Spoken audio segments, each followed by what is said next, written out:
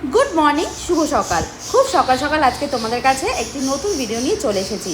আর দেখতেই পাচ্ছ আমরা সবাই রেডি হয়ে বেরিয়ে পড়েছি। আমি, বান্টি আর পেছনে রয়েছে আমার ফ্যামিলি। তো এখন আমরা এত দৌড়বো তাড়াতাড়ি করে কোথায় যাচ্ছি চলো। তো আমরা কিন্তু একদম তাড়াহুড়া করে চলে এসেছি শিয়ালদা স্টেশনে। আর শিয়ালদা স্টেশনে এসেই কিন্তু দেখতে পাচ্ছি আমাদের ট্রেন স্টেশনে ঢুকে গেছে।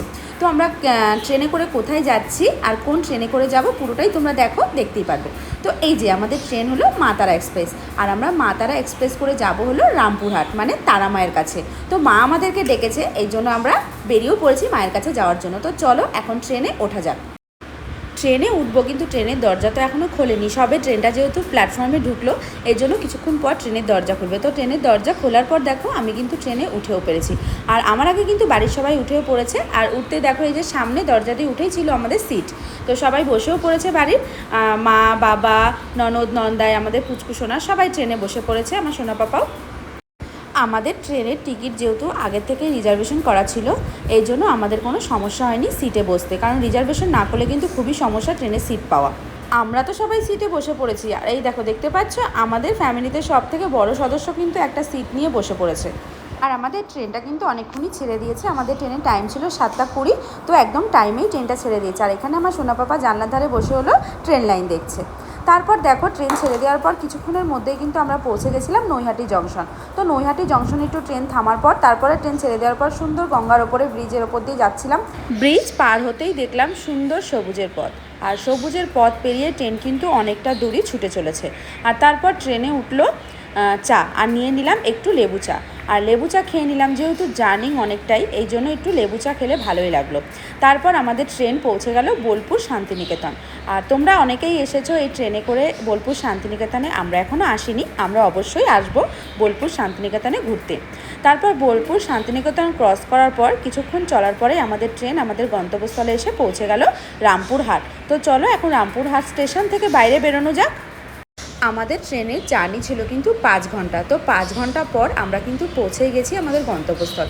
তো এখন তো বাইরে বেরোতে হবে। আর এই যে দেখতেই পাচ্ছ এখানে কিন্তু রামপুরহাট জংশন লেখাই রয়েছে। আমি ফার্স্ট টাইম নামলাম রামপুরহাট জংশনে। আগে গেছি ট্রেনে করে, কিন্তু এই জংশনে কোনো দিন নামিনি।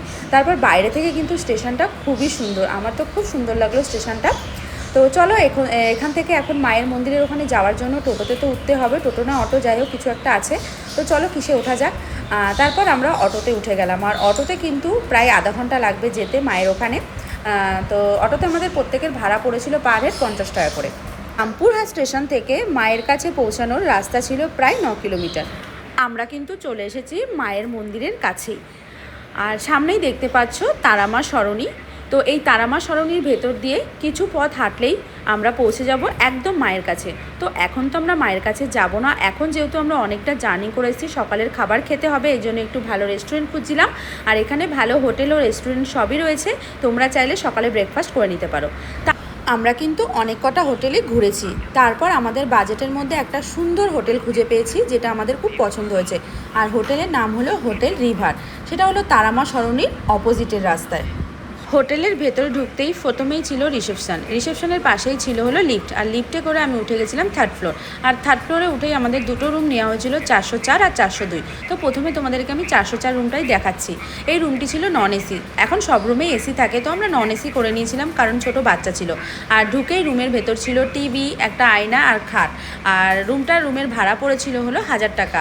নন এসি নিয়েছি বলে 1000 টাকা, আর এসি রুম পড়বে 1400 টাকা। তো বাইরে বেরিয়ে একটা ছোট্ট ব্যালকনিও রয়েছে, এখানে তোমরা জামা কাপড়ও মেলার সুবিধা পেয়ে যাবে। আর ওয়াশরুমটাও কিন্তু খুব সুন্দর, আর কতটা জায়গা জুড়ে দেখতেই পাচ্ছ ওয়াশরুমটা। তারপর চলো আমাদের আরেকটা রুমে যাওয়া যাক। আর এই রুমটা ছিল 402 নম্বর রুম। আর এই রুমটার ভেতরটা কিন্তু খুবই সুন্দর আর অনেক বড় রুমটা। দেখতেই পাচ্ছ ডবল বেডের রুম, ঢুকতেই বেড রয়েছে। আর এপাশে রয়েছে ঢুকতেই একটা টেবিল, টিভি সবই রয়েছে। আর মাঝখানে রয়েছে একটা আয়না, আর দুপাশে দুটো বেড। আর আমরা নিয়েছিলাম এসি রুম। আর এই রুমটার ভাড়া পড়েছিল হলো পার নাইট 1800 টাকা। আর বললাম ওই যে এসি রুম নিলে 1400 টাকা, আর নন এসি নিলে 1000 টাকা, আর এই যে ডবল বেডের রুম নিলে 1800 টাকা। আর এই বাথরুমটাও কিন্তু খুব সুন্দর ছিল, দেখতেই পাচ্ছ। একটা গিজারও রয়েছে এখানে। সবই রয়েছে, হ্যান্ড বেসিন রয়েছে, সব কিছুই রয়েছে, সব মিলিয়ে খুবই সুন্দর। জামা কাপড় রাখার হ্যাঙ্গারও রয়েছে, খুব সুন্দর আমরা হোটেলটা পেয়েছিলাম কম বাজেটের মধ্যে। তারপর আমরা একটু ফ্রেশ হয়ে নিচে নেমে গেছিলাম, আর নিচে নেমে দেখতেই পাচ্ছি এখানে লেখা আছে হোটেল রিভার অ্যান্ড রেস্টুরেন্ট।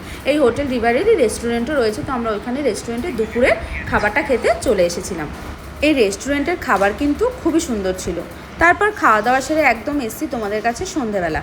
তো এখন একটু রেডি হয়ে নেব, কারণ এখন তো বেরোতে হবে, যেহেতু হোটেল নিয়ে খুঁজতে খুঁজতে আমাদের ফ্রেশ হতে তো অনেকটাই বেলা হয়ে গেছিলো, তো বেরোনো হয়নি। এই জন্য এখন একটু রেডি হয়ে নেব, সবাই মিলে বেরোবো, একটু তারামার দর্শন করতে যাব।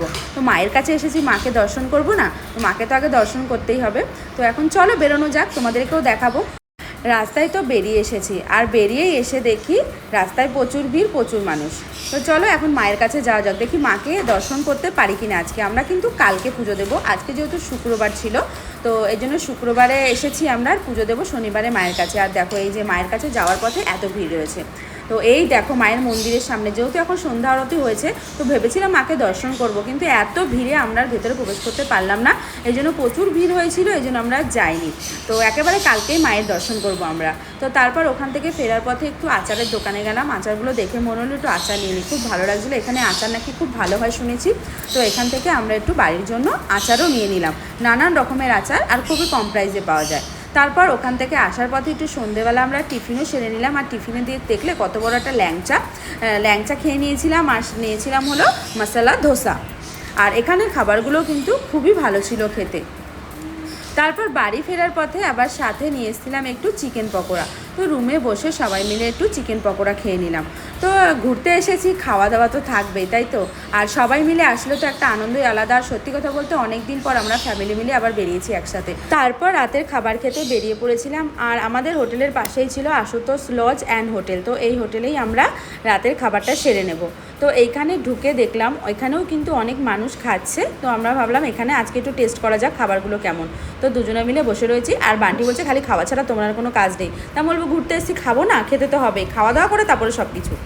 তো তারপর আমরা খাবারে অর্ডার করেছিলাম হলো দুপুরে, যেহেতু আমরা ভাত খেয়েছিলাম এই জন্য রাতে এখানেও কিন্তু ভাত পাওয়া যায় রাতেও, তো আমরা অর্ডার করেছিলাম হলো রুটি আর তড়কা।